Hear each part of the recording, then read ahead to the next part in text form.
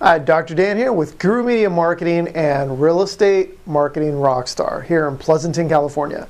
So what I want to go over today with you guys is something that I get a lot of requests, people asking me, how do you make videos? What's the easiest way? If I want to record myself really quick, I actually have two solutions. I had a budget of about $5-6 grand to purchase a really high-end camera when I was doing my videos for my books and my products and things like that, for my, making videos for those. And I ended up with my research and talking to tons of videographers and video experts. The solution I came up with is, well, two of them. I have a Canon HV30. I don't believe they sell the HV30 anymore. It's an HD camera. I think it's the HV40 is the one that they sell. But that's still my favorite camera. But for a little inexpensive and a portable solution, I have the Kodak zi8, which is an amazing camera, which you can pick up for anywhere from, I'd say between $100 and $180, depending on when you get it, where you get it, if they're running specials, that kind of thing.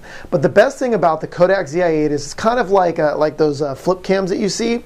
I call it a flip type cam, even though Flip owns the rights to flip cam or whatever it's called. But the difference is that the Kodak zi8, you can actually plug in a microphone into it, an external microphone. So I have a lapel microphone plugged in right now, as you can see sticking out right here. So it's picking up a lot better audio, and it's not getting the ambient noise. There's things outside making noise and phones ringing and things like that, but it doesn't really pick up as much as when you're using the onboard microphone that's actually built into the device. And onboard microphones are just garbage. I mean, for home videos, it's one thing, but if you're making a professional recording, you want to sound like echoing and things like that. And that's the one mistake I see people, business owners, making, whether you're a realtor or a business owner.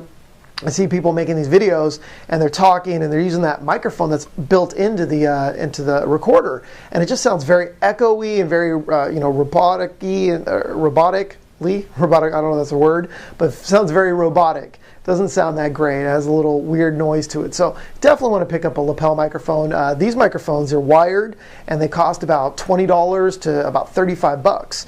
And I found two of them are great. This one is by Giant Squid, and he actually custom makes microphones for bloggers and people like that. And I believe I paid like $25-30 for it. And I'll have a link, if you just look down below, I'll have a link to where you can actually pick that up. Then also the other microphone I use is by Audio Technica. And this is actually an empty box of it, but this is what it comes in. And I'll also include a link of where you can pick that up too. Here's the actual microphone. So this is actually 25 feet long straight out the box.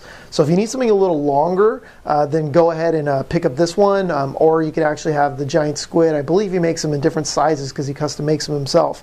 The only thing I don't like about this microphone, the Audio Technica, is two things. It records in mono, and when you plug it into into the Kodak zi8 or any camcorder that will take that plug into it, it only records on one side. So unless you do some editing at the end, you're only going to hear recording the audio coming out of one speaker. So that's something that usually editors fix in their editing programs, but it's something I don't like to mess with too much. So I personally just went to what is it called? Radio Shack, and you can pick these up online too, and you can get this little adapter right here, and this will actually take the mono and record it into stereo. It won't record into stereo, but it'll take that mono, that one audio side, and it'll actually split it onto both sides, so you have mono on two channels. So all that means is you won't have to deal with any post audio editing or anything like that, and that's definitely a time saver because I hate doing all that extra stuff if it's not necessary. The other thing is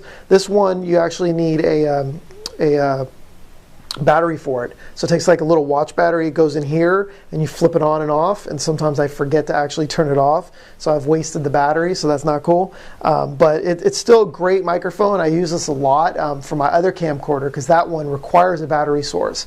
The Kodak zi8 doesn't require a battery for the microphone. It actually powers it, and that's why I'm able to use this microphone, whereas I can't use this on my other camcorder, the Canon.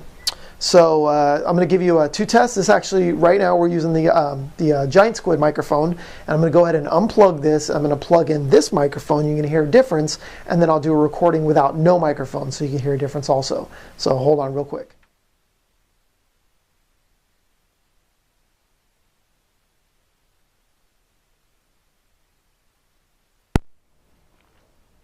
All right, guys, I just plugged in the Audio Technica right now, and I just turned it on. It's funny, I was actually just recording for about a minute, and I forgot to turn it on. And I was telling you that sometimes you forget to turn it on. So if you don't have somebody actually recording you, like right now, I just hooked up a tripod, plugged in the Kodak zi8, and then plugged in the microphone. I would have had no idea that it wasn't turned on until after I looked at the recording. I'd be like, oh, where's the audio? But if you have somebody actually behind the Kodak and they're recording you while you're talking, which I recommend, they can actually see that the audio bars are moving, and they'll actually see the levels are recording, so you'd actually know. And then another thing too is if you're recording yourself, like right now, if the battery died on this Audio Technica, I wouldn't know that it died. So unless I had somebody behind the camera telling me that. So just something to keep in mind in case you plan on doing a lot of recordings on your own. I prefer using the little, the other microphone. Another little tidbit that you can actually use, another tip, is if you're actually doing any recordings, like maybe some interviews or stuff, and you want to do that with business owners, like you're a realtor and you want to interview some business owners, one thing you could do is just hold the microphone and then just hold it out of frame. I obviously don't know where the frame is right now because I'm by myself. But let's say it's right here, and no big deal if you did have it in front of the person and you're standing side by side and you're like, so hey Joe, why don't you tell us about your burger shop? Tell us about what you guys serve, what you guys are about. So you don't have to hold it up to their mouth. It'll pick it up down here. So between the two of you, you don't have to move it around. Go, hey Joe, nothing like that. So don't worry about that.